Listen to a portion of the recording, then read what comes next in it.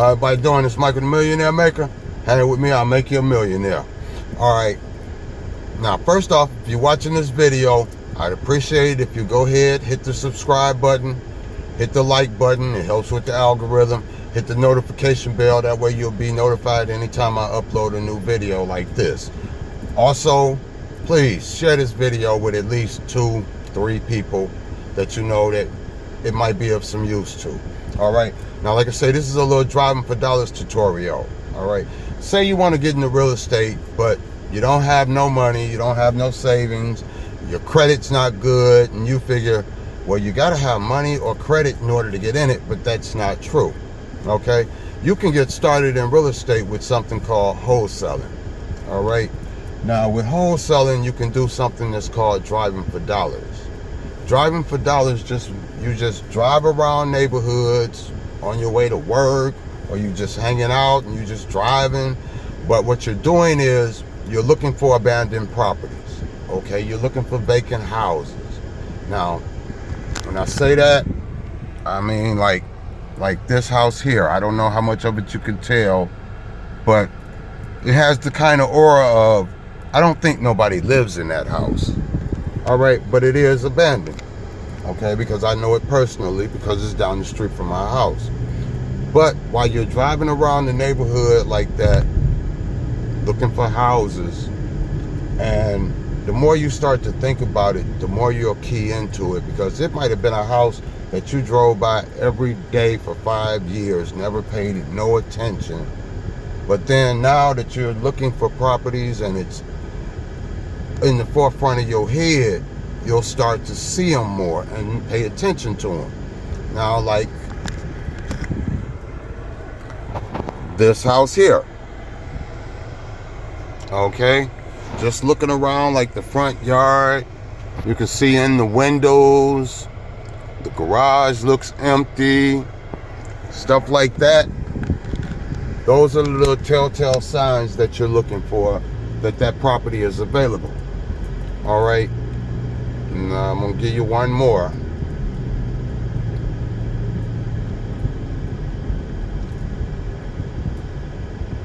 This one here. What's one thing that you notice about this house right here? If you can see that, the mailbox is overrun with mail. There's trash out on the curb. If you can see over there to the front door, there's posters, post-its, or notes and things on the front door probably from the city. Okay, things like that let you know that the property is vacant. So what it is that you want to do is you want to make sure that you get those addresses. All right, and after you get those addresses, you collect them all day, you go home. At the end of the night, you look whatever county you are in, you go to your county tax assessor's website.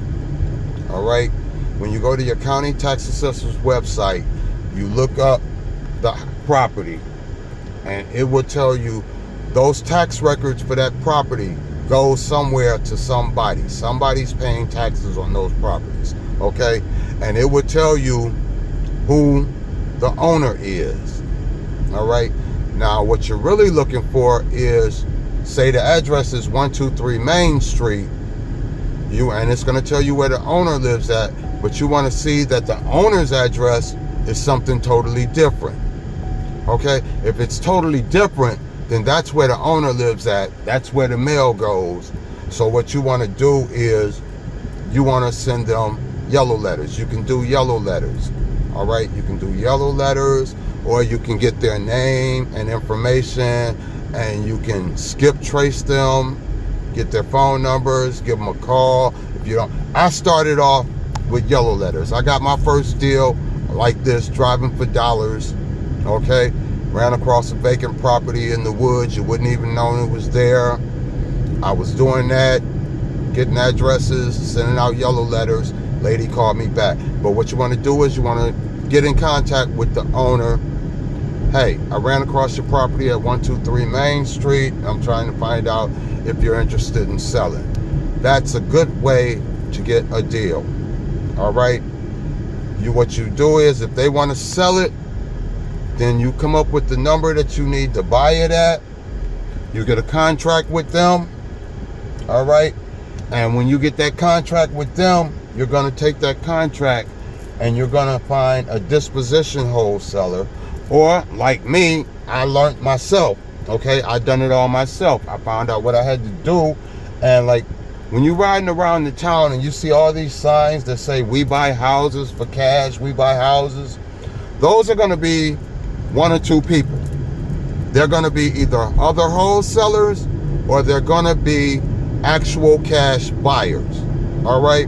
So you're going to be calling, you're going to get numbers from all those signs, and you're going to be calling those people, and you're going to be asking them, do they buy? What do they buy? All right. You're going to let them know. Well, you want to know whether or not they're actual cash buyers or are they wholesalers. More than likely, they're going to tell you, yes, I am an actual buyer, but he may be a wholesaler.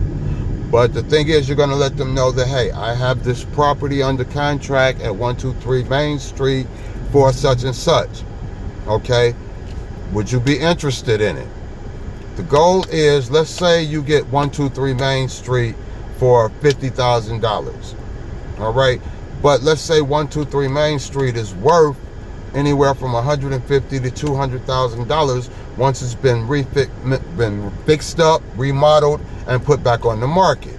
Now you got 123 Main Street for $50,000 under contract. You want to do, what you want to do is sell that contract for anything above $50,000.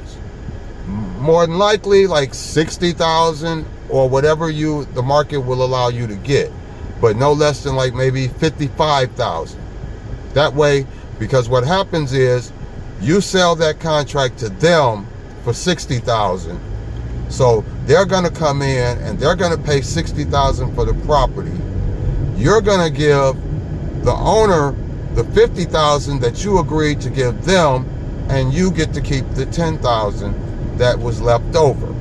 All right. You just made $10,000 for finding a property, finding out who the owner was, contacting the owner, getting a contract on it, taking that contract, marketing it, and selling that contract to an actual buyer for $10,000 more than you locked it up for. And you just made $10,000 you never used. Nobody checked your credit. You didn't have to bring a dime to the table. The most that you spent was the money that you put in your car for gas. If you're doing yellow letters for your envelopes, your paper, and your stamps. Other than that, if you're cold calling, hey, they got sites where you can do the you can find out get the numbers, do the skip tracing, and what did it cost you? Nothing. Okay? That's a way of getting into real estate with no cash, no credit. That's usually what they mean when they tell you that. Okay? There are other ways, such as creative financing or sub-2 like that. But right now, we're concentrating on driving for dollars and wholesaling. All right? I hope you got some value out of that. All right? That information. Because I know when I first started, that was something that I didn't know. So I know there are a lot of people out there that are starting off that don't know that either. So hopefully you got some kind of value out of that. At least enough value that you can share this video with somebody that may be looking to do this. All right. So with that being said, I'm Michael the Millionaire Maker here in Atlanta. Also, if you're in Atlanta and you have a deal locked up under contract, send it to me. 678-908-3210. 678-908-3210. Once more, 678-908-3210. Okay? Like I said, I'm Michael the Millionaire Maker here in Atlanta. I'll see you later. Peace.